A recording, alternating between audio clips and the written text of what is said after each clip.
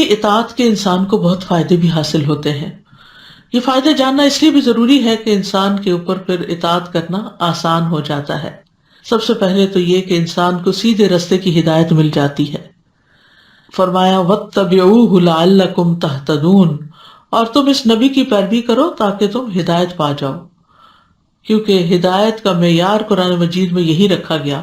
وَإِن تُطِيعُوهُ تَهْتَدُوا، اگر تم اس نبی کا حکم مانو گے تو ہدایت پا جاؤ گے. پھر اسی طرح اللہ کی رحمت ملتی ہے. فرمایا وَأَطِيعُوا اللَّهَ وَالرَّسُولَ لَعَلَّكُمْ تُرْحَمُونَ، اور اللہ اور رسول کا حکم مانو تاکہ تم پر رحم کیا جائے. پھر آتا ہے وَأَقِيمُوا الصَّلَاةَ وَآتُوا الزَّكَاةَ وَأَطِيعُوا الرَّسُولَ لَعَلَّكُمْ تُرْحَمُونَ. یہاں نماز قائم کرنے اور زکوٰۃ دینے کا حکم دیا جا رہا ہے، اور اس کے ساتھ ساتھ رسول کی اطاعت کا حکم دیا گیا ہے. کیوں؟ تاکہ تم رحم کیے جاؤ.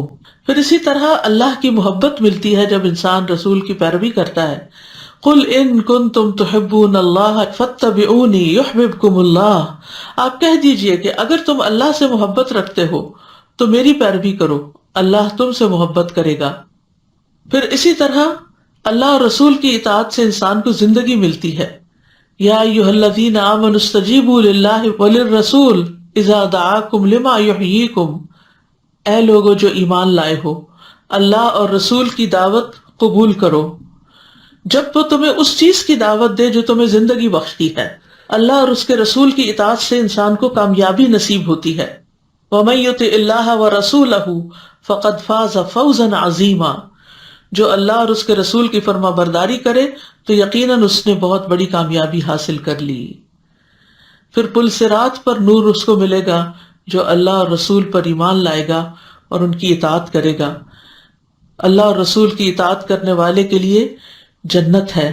سورۃ النساء میں آتا ہے وَمَن يُطِعِ اللَّهَ وَرَسُولَهُ يُدْخِلْهُ جَنَّاتٍ تَجْرِي مِن تَحْتِهَا الْأَنْهَارُ خَالِدِينَ فِيهَا وَذَلِكَ الْفَوْزُ الْعَظِيمُ.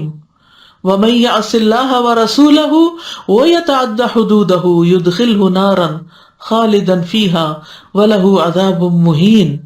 جو اللہ اور اس کے رسول کا حکم مانے وہ اسے جنتوں میں داخل کرے گا جن کے نیچے سے نہریں بہتی ہیں، وہ ان میں ہمیشہ رہنے والے ہیں، اور یہی بہت بڑی کامیابی ہے.